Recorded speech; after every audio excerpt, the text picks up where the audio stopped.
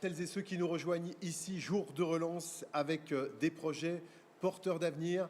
À mes côtés ici, dans ce siège de la région Hauts-de-France, nous sommes à l'hémicycle. Jean-Pierre Devigne, c'est votre première fois ici, sans doute? Je suis déjà venu dans l'hémicycle pour le Brexit. Oui, Il y a eu bah ouais. des réunions concernant le Brexit. Mais oui, très belles installations. Alors, Jean-Pierre Devigne, vous représentez RDV Transport, c'est ça? Oui, RDV Transport est une société que j'ai créée il y a 29 ans. D'ailleurs, nous aurons 29 ans demain, le 4 décembre. On pourrait parler du groupe RDV parce qu'on a diversifié avec des activités complémentaires depuis un certain temps. Et nous continuons à diversifier avec notre installation dans la zone de Transmarc aux portes de Calais, où nous avons investi sur 45 000 m² et nous continuons à investir sur justement le projet qu'on va sans doute évoquer. Ah bah qu'on va sans doute, on est là pour ça, monsieur Devigne. Avant, vous l'avez dit, ça fera 29 ans demain, c'est ça que vous avez créé.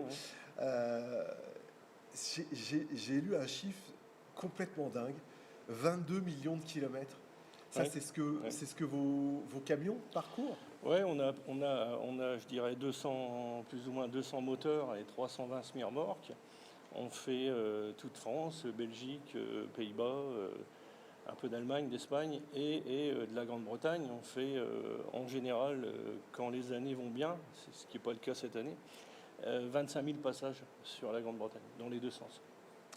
Ce qui n'est pas rien. Alors effectivement, vous l'avez dit aussi en préambule, on est dans un moment très particulier de la vie tout court, Ouais. de l'humanité d'une part. Alors évidemment, par rebond, vous avez évoqué le Brexit qui n'est pas notre sujet. Il n'empêche qu'il y aura toujours besoin de transport. Après, c'est le temps qui fera que. Aujourd'hui, vous venez avec un projet, vous, précis, parce que vous allez avoir besoin de quoi? Pas de stockage, mais d'entreposage, ça se dit ça? Oui, ça se dit. Disons que dans la continuité de notre développement et de diversifier nos activités avec nos différentes filiales, on essaye d'avoir des compléments au transport, comme la logistique. Nous allons construire un 4000 m², un entrepôt de 4000 m². Nous avons déjà le client en agroalimentaire, donc il faut qu'on soit prêt pour septembre 2021, donc il faut quand même aller vite.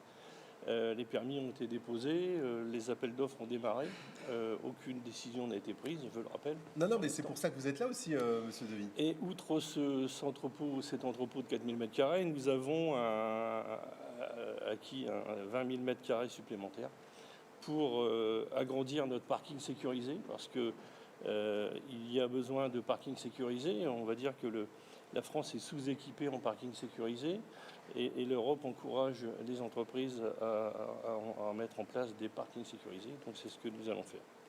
Alors, l'appel d'offres reste ouvert. Oui. Vous aurez besoin de quoi? Évidemment de l'ingénierie, de la voirie, enfin tout ce genre de choses. Il y a beaucoup, oui. Combien de mètres carrés Alors, il y a d'une part un terrain de 8500 m² où on construit un 4000 m², donc construction d'entrepôts et de la VRD autour, du quai, etc. Bien sûr. Et de l'autre côté, 20 000 m² où là, nous aurons besoin beaucoup de VRD parce que c'est du parking pour des ensembles semi-remorques. On espère arriver à 130 places. Nous avons déjà 166 places sur la partie actuelle sur le site de RDV Transport. Donc nous allons pouvoir compléter avec ce parking sécurisé. Alors, vous l'avez dit, la procédure reste ouverte. Oui. Comment y a-t-on accès? Alors, je ne sais pas si ça se fait, c'est un peu naïf comme question, mais est-ce que vous, dans votre cahier des charges, je présume, l'idée, on peut peut-être... comment ça se passe? Alors, moi je suis transporteur et c'est mon métier. J'ai confié à un maître d'œuvre local qui s'appelle Dembo ING, Éric Lemarié, les dossiers de consultation et de suivi des chantiers. Donc les appels d'offres, c'est lui qui les délivre et c'est à lui qu'il faut s'adresser. Évidemment, si des sociétés m'appellent, je peux les réorienter sur Dembo ING. Pour l'instant, on est en phase d'interrogation, de consultation. Une décision sera prise, je pense, fin décembre. Donc il faut aller vite quand même. Ah, il faut aller vite. La date limite, on l'a pas encore. On a un peu de temps quand même. Bah, ça sera fin décembre, notamment pour le projet logistique. C'est quand même le projet qui va être le plus important et le plus long à mettre en place. Contrairement le timing, je vous l'ai dit, c'est septembre 2021. Il faut Mais que c'est je sois demain. prêt. C'est demain. Donc j'ai la pression de mon client, ce qui est normal. Je stocke un peu déjà chez lui et il a décidé de nous confier tout le stockage de ses produits finis et produits matières premières. Alors comment, et vous avez raison, comment fait-on pour avoir cette vision à plus long terme? Et vous avez des trucs à donner ou à partager avec les chefs d'entreprise alors que vous êtes dans une situation bien particulière, hein, quasiment Oui. 30 ans d'existence, Oui. tout ce qui a fait votre succès, qui est le modèle est pas remis en cause, mais tout est remis en cause, et vous arrivez quand même à rebondir, à vous en sortir. Alors, on connaît, nous, cette année, 3 phénomènes. Le Covid, que tout le monde connaît, même si nous avons été touchés au mois d'avril, où on avait 50% de chiffres en moins, une centaine de camions qui ne tournaient pas. Ça a repris au mois de mai, et puis ça s'est développé. On a actuellement, avec le Brexit, on s'aperçoit qu'il y a une anticipation des clients à expédier en Grande-Bretagne. Donc on a, le travail est là et il faut assurer. Le Brexit, qui a été reporté plusieurs fois, mais qui va forcément être en place au 1er janvier. D'ailleurs, on a, à partir de la semaine prochaine, une agence en douane avec un de mes confrères qui viendra s'installer. Ça veut dire qu'on pourra faire les formalités de douane chez nous. Et on vient d'être agréé ce qu'on appelle IST, sous douane avec les douanes, pour les parkings et les entrepôts.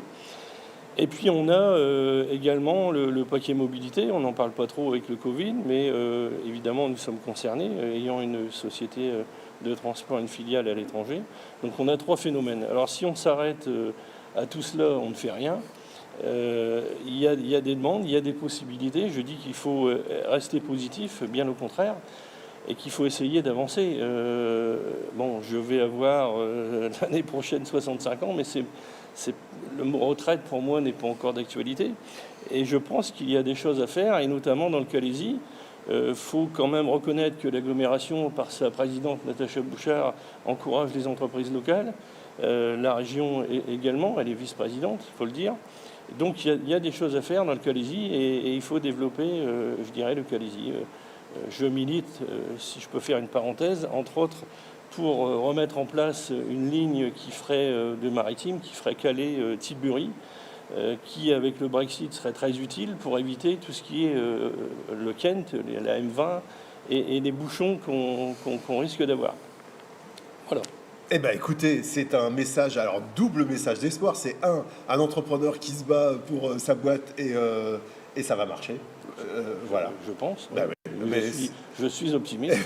Non, mais vous êtes aussi réaliste, hein, Ouais. parce que autre effet, c'est cet appel d'offres très concret sur la construction de cet entrepôt et ce parking sécurisé.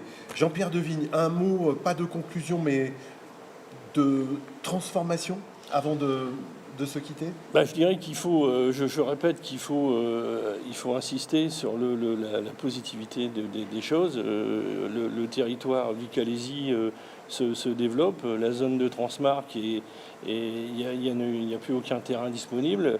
Les terrains maintenant, c'est la turquerie. Il y a des projets qui sortent de terre, cargo beamer qui s'installent, etc.